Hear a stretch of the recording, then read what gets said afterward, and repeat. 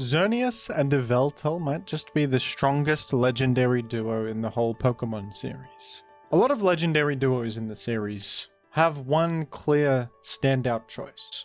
For example, Zacian is much better than Zamazenta. Lunala is much better than Solgaleo. But Xerneas and Yveltal are both pretty equally excellent. The only other legendary duo that might hold a candle to these two is Kyogre and Groudon from Gen 3. Who have been very consistent over the years with their meta-defining weather abilities. But I think Xerneas and Yveltal are honestly even stronger than them. These two are not in the Gen 9 games, but I think if they were, they would be incredible. Not only are these guys competitively successful, but visually I think they're quite inspired as well. Let's take a look at Xerneas and Yveltal, why they are so competitively successful, and why I think they will stand the test of time and be good yet again if introduced in a future game. Let's start with Xerneas, who was designed to showcase the power of the all-new Fairy type. And Xerneas is just a mono Fairy type. It's actually pretty rare for a box legendary to be mono type, and this is probably the best mono type in the whole game.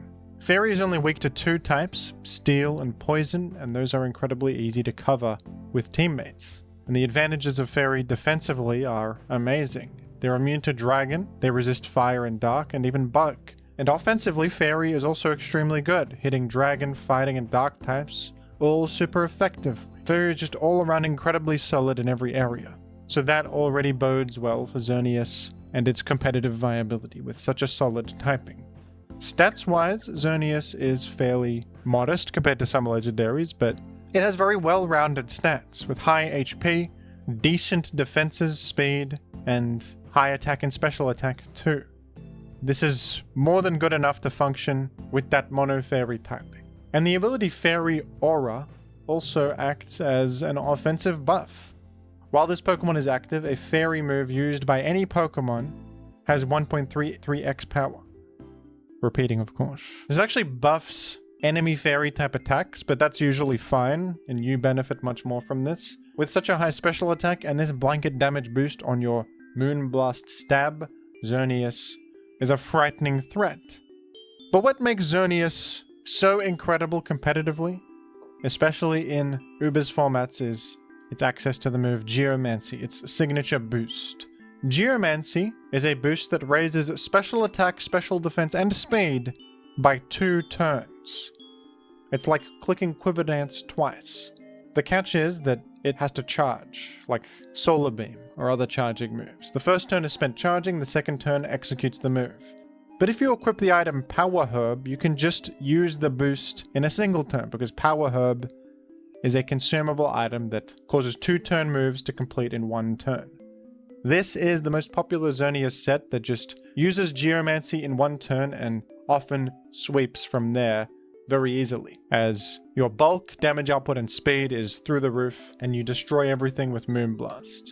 You also have some coverage to cover other matchups. Thunder is convenient because it hits Primal Kyogre if they create rain, as it is perfectly accurate in rain, and it hits Ho-Oh, who does resist Fairy. So that's useful. It's inaccurate, but it's useful to hit Ho-Oh. Focus Blast is nice to hit Steel types like Ferrothorn, who otherwise could actually stop Xerneas. Ferrothorn resists Fairy and Electric and strikes back with Gyro Ball super effectively, but Focus Blast will make quick work of Ferrothorn. If you want something more accurate though, you can run Hidden Power Fire as an alternative, which also hits Ferrothorn and other Steel types more consistently. Now, oftentimes it doesn't actually instantly win you the game, because since it's so well known and so popular, every team needs an answer for it, and because you can only do it once, you can only consume that Power Herb once. If you do it too early and you just get walled or stopped, Xerneas is going to have a poor time. Something like a Blissey or a Ferrothorn with an appropriate type, berry, and even Groudon Primal, the #1 Pokemon in Gen 6 Ubers, can stop Xerneas in its tracks. Groudon Primal resists Fairy, lives a hit, and can roar Xerneas out or try to strike back. And then you've expended your Power Herb and you've used your one chance at a sweep. Instead, Xerneas usually has to wait for the right moment to Geomancy and clean up in an endgame where it knows it can sweep in that situation. In that way, this is kind of a hard Pokemon to use, even though the Pokemon itself does something very straightforward, because the meta is so aware of it and usually equipped to handle it. You're going to have to set up for it. You're going to have to play towards this win condition and use it in the right moment, because you only get one shot at it.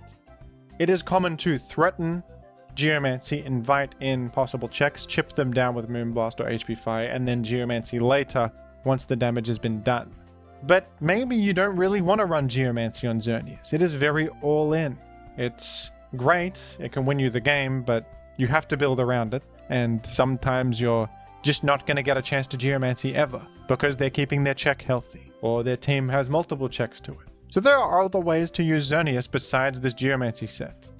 One way is with choice items, like Choice Scarf or Choice Specs. Scarf Xerneas is really strong, because the guide mostly just clicks Moonblast, so if you just start off with a speed boost, you can outrun a lot of stuff you otherwise wouldn't. One of the big ones is Darkrai, who is still prominent in Gen 6 Ubers. This is before they nerfed Dark Void. And that's a big one to outrun. They might think they're faster and stay against you and get destroyed by a Moonblast. You also outrun some Pokemon after their Dragon Dance, like Rayquaza, and you're outrunning a lot of other fast threats with a Choice Scarf like Mewtwo and Deoxys. Choice sets can also run Sleep Talk, which is useful as a way to switch in against a Darkrai Dark Void and then have the ability to strike back. Sleep Talk has a chance to just Moonblast them and KO them immediately, and many of them are going to stay in against what they think is a helpless Xerneas. Sleep Talk can also call Focus Blast, which KOs Darkrai just as well if it lands. It's nice to have a Pokemon that can soak sleep and still do something with it. Scarf sets can also run Aromatherapy as an emergency form of Cleric support. Because you're fast, you can click Aromatherapy quickly. You might be able to cure an important burn or paralysis on a win condition of some sort, and that could make the difference between a win or a loss in some scenarios. I'm quite fond of Choice Specs Xerneas, because as soon as Xerneas is on the field, it's threatening Geomancy and inviting in those Geomancy checks. So Choice Specs is kind of perfect for that situation, because you're just dealing more damage right off the bat with the special attack boost, and probably really punishing whatever's trying to come in to wall Geomancy Xerneas. Xerneas also gets access to Psyshock, which I think is more popular on the Spec set, as with extra damage you can actually 1v1 Blissey pretty well with this.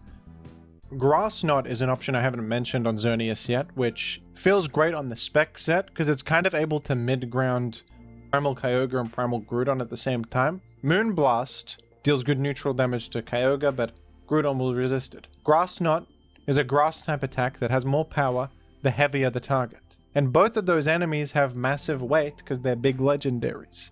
Kyogre takes super effective damage and Primal Groudon takes big neutral damage from this. It's usually a bit hard to fit Grass Knot on a Geomancy set, and it's not a move that's necessary for in-game sweeps, so you don't really see it there, but on the Spec set, it can be great for that mid-ground. And it hits a lot of other stuff too, just because of the weight-based damage being good in Ubers generally. And the coolest Xerneas set, in my opinion, in Gen 6 Ubers is a mixed attacking Xerneas. Everybody forgets that Xerneas has an equally good attack stat to its special attack. That's because Geomancy boosts special attack, and it's got the Stab Moonblast. Even though it doesn't get any physical fairy-type attacks, it does get some pretty incredible coverage. Most notably, it gets close combat, which is able to devastate Blissey and Steel types trying to come in on fairy type moves. Another good option you get is Rock Slide, which is much more accurate against Ho-Oh, of course. And with a Life Orb and a simple Moonblast for your regular special stab, complementary physical coverage goes a long way and makes Xerneas actually able to really catch off guard its usual checks. Xerneas is most well known for its Geomancy set, but I think it's more versatile than people think, and there's a lot of merit to running non-Geomancy sets. This Geomancy is the standard. It's the standard Xerneas set, and everything is out to get that set. So running a kind of Xerneas that punishes the traditional answers to Geomancy Xerneas is a great idea, oftentimes, and a great way to get surprise value. In Gen 6, Xerneas is an S-rank Pokemon, alongside Arceus, Mega Gengar, and Mega Salamence. It is truly an elite presence in the format, And you can see why. Fairy typing is so good and consistent. It is a win condition, it's versatile, it even has nice utility and more moveset variety than people give it credit for. And then of course there is Yveltal, the counterpart to Xerneas, and a Pokemon that is almost as good, falling in the A+ rank on the VR. Yveltal is also pretty unique typing-wise for a box legendary with a dark flying typing. Yveltal's stat distribution is identical to Xerneas' stat distribution, and yet even with the same exact stats, they couldn't feel more different. These Pokemon play completely differently. Yveltal has an incredible signature move called Oblivion Wing. This is an attack. Flying type, special with 80 power, and it restores 75% of the damage dealt, which is far more than similar draining moves like Giga Drain. 75% is a lot, especially because this is a pretty high power move for a draining move. So even though Yveltal may seem like it has some defensive shortcomings compared to Xerneas, with Dark Flying having more exploitable weaknesses, Yveltal is actually weak to Fairy. It's vulnerable to Stealth Rock, it's weak to Electric and Rock and many things. The fact that Oblivion Wing is such a good flying stab option that also heals you significantly actually gives Yveltal some pretty good longevity as an offensive threat. And its move pool is pretty incredible beyond that. Dark Pulse is a great special dark stab option it has. Heat Wave is great for fire coverage to hit steals. And you even have Sucker Punch for priority. And this is a popular set with a Life Orb. Just like Xerneas, Yveltal has evenly matched offensive stats. So running a mixed attacking set on this is very good. Funnily enough, Yveltal's best attack is probably not its signature move Oblivion Wing, but just the simple, newly buffed Knock Off, which became probably the best move in the game in Gen 6. Knock Off, of course, is a physical dark type attack, newly buffed in Gen 6 to have 65 power, and deal 1.5x damage while it is knocking off an item. It doubles as incredibly powerful dark stab and also item removal at the same time, being one of the safest moves to use in the whole game. For this reason, one of the most popular and straightforward ways to use Yveltal is just to run Choice Band and spam Knockoff, because this is such a difficult move to switch in against and it's so powerful. Physical Yveltal sets are great, with Sucker Punch for priority and even U-Turn for pivoting being incredibly good. I mean, just look at this set right here. What the hell can you complain about? You have Knockoff, U-Turn, priority, and even Foul Play is a useful option to counteract enemy boost sweepers with high attack.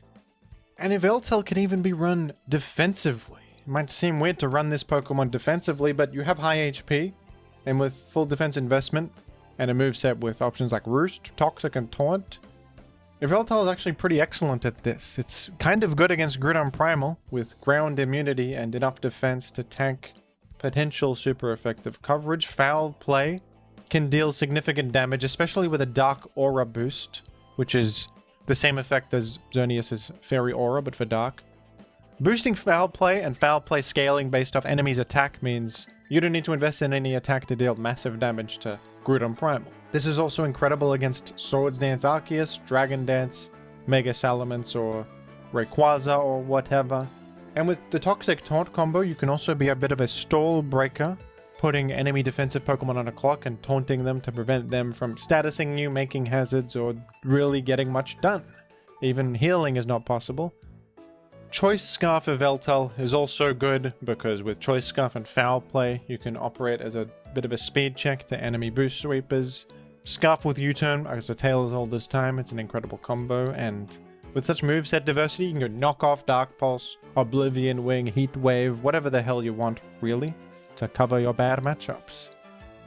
So even though Yveltal is not carrying a ridiculous and central boosting move like Geomancy, you can see that the versatility is similar here, with both physical, special, and, mixed sets being viable, as well as defensive sets, as well as choice sets. Yveltal has incredible diversity, and I think they really struck gold here with competitively viable legendaries.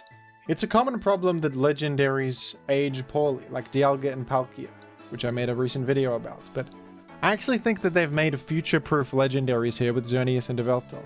I don't see how these could ever be bad. They just have such fundamentally powerful traits. I mean, the strengths that these two are leaning into are things that constantly rise to the top of competitive in general.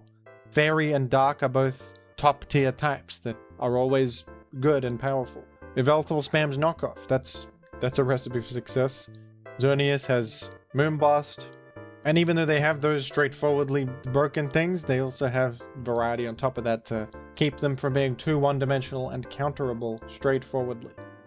And in the very next gen, Gen 7, where a bunch of new stuff got added and the boat got rocked a little bit, a lot of legendaries suffered there, Xerneas and Yveltal proved their versatility and ability to adapt to new changes.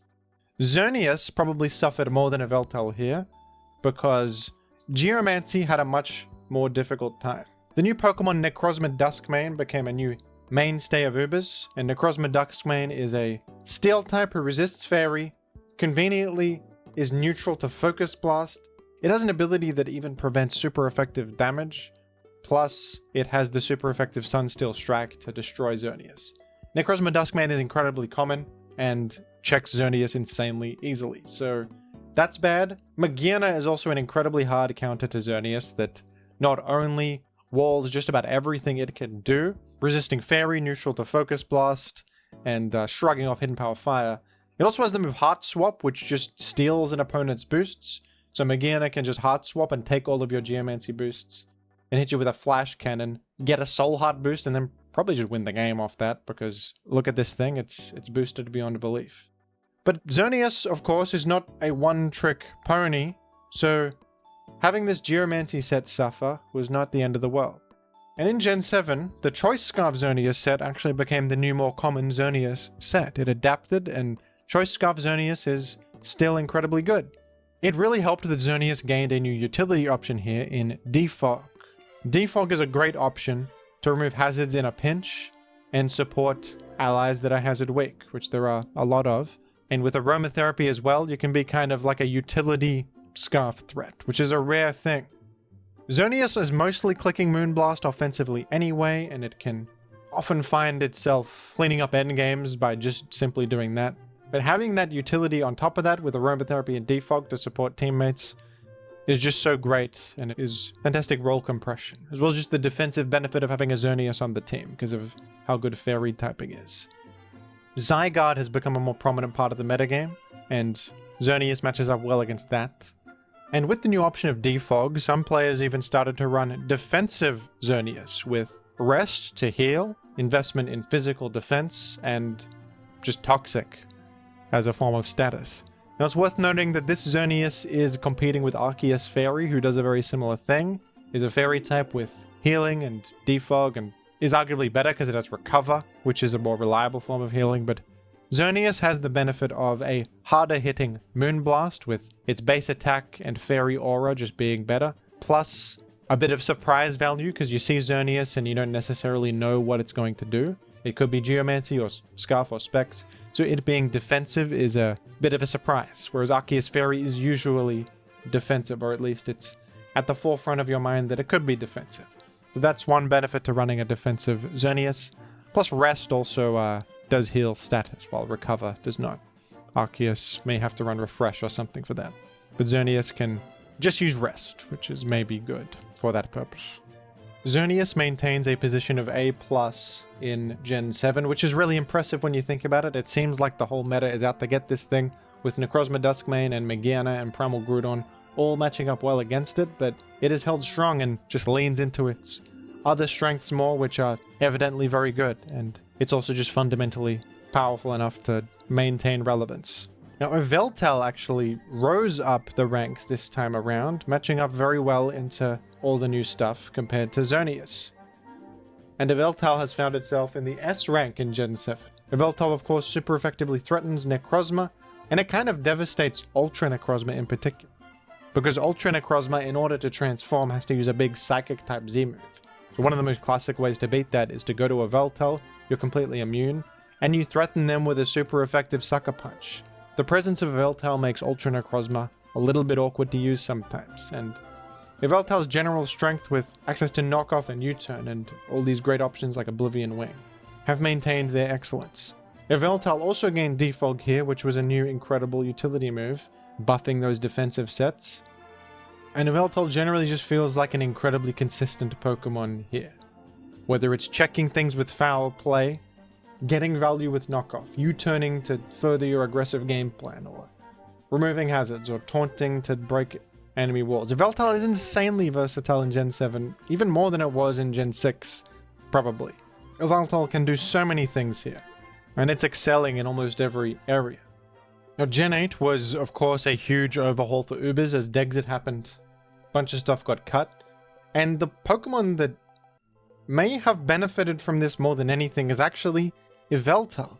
Yveltal felt so much better in Gen 8. In fact, it is arguably the best Pokemon in the game in Gen 8.